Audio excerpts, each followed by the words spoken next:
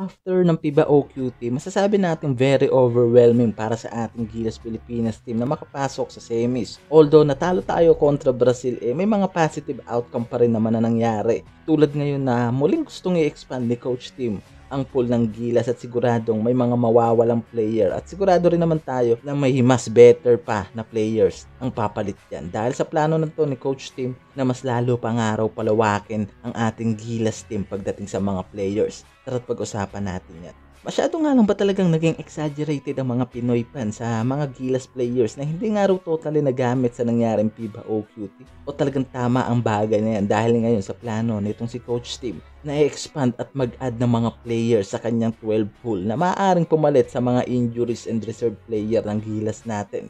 Mukhang nakita na nga raw dito ang malaking kakulangan ng Gilas pagdating sa mga players at simula lahat yan nang talunin tayo sa OQT kontra Brazil dahil talagang pansin nga dito na kinulang tayo pagdating sa mga players na maaaring gamitin sa nangyaring game na yan. Bukod sa na-injury pa nga itong sentro natin na si Kai Soto at walang nangyaring deliberation pagdating sa mga players, walang option kung hindi gamitin lang ni Coach Tim Con ang mga players tulad nila Brownlee, Pajardo, Malonzo, Dwight Ramos at Perez na talagang bumase nga ito sa experience ng mga players at alam naman natin na meron namang mga limitasyon ang mga players na yan pagdating sa loob ng court. Dito nga na materialize ang ibang mga players ng Gilas na hindi nga raw nagamit sa nangyaring OQT na naganap at naging dagdag bilang nga lang raw ang mga players na to sa Gilas lineup, and sorry for that word pero yan talaga rin ang sinasabi ng marami at napansin ng lahat. Umpisa natin dito kay Calvin Octana. Maaasahan naman ng Gilas pagdating sa mid-range at 3-point shooting. Pero masyado nga raw mababa ang averaging na ginawa nito sa ating Gilas na 1.3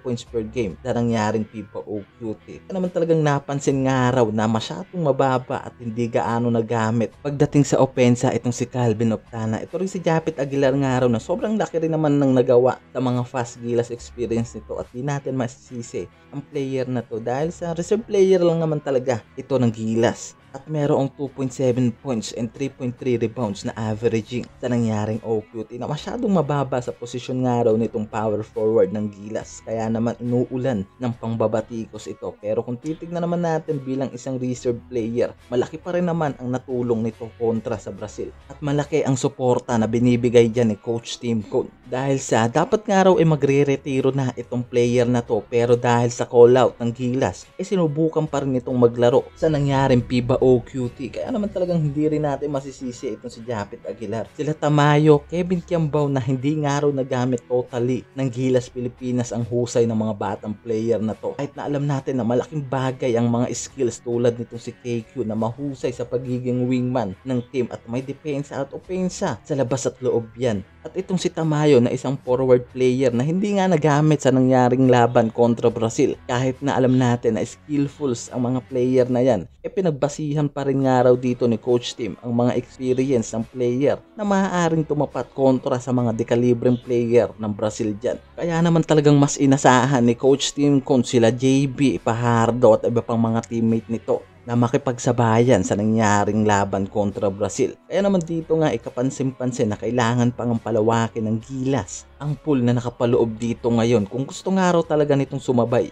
pagdating sa mga European teams na maaari pang makatapat sa FIBA Olympic Games. Merong mga na-call out tulad nila Abarrientos, Lakay Renz Abando, Pinoy Pride natin na si Clarkson. Ang daming mga option na maaaring maging replacement player sa ating Gilas Pilipinas team. Pero nagde-decision pa rin nga raw dito ang SBP at itong si Coach Tim Con kung matutuloy ang pag-expand ng Gilas sa kanyang 12-man pool players na maglalaro pa sa mga susunod na FIBA and Olympic Games o mag-iisik pa rin nga raw ito sa kanyang 12 pool players na binuo, and malay naman natin na magbago ang desisyon nito at ma-call out ang mga players na alam natin na malaki ang maitutulong pagdating sa experience nila tulad nila Abarrientos, Clarkson at Abando na siguradong napakagandang kombinasyon ng mga player na to kung sakaling magsasama-sama ito sa ating Gilas Pilipinas pool.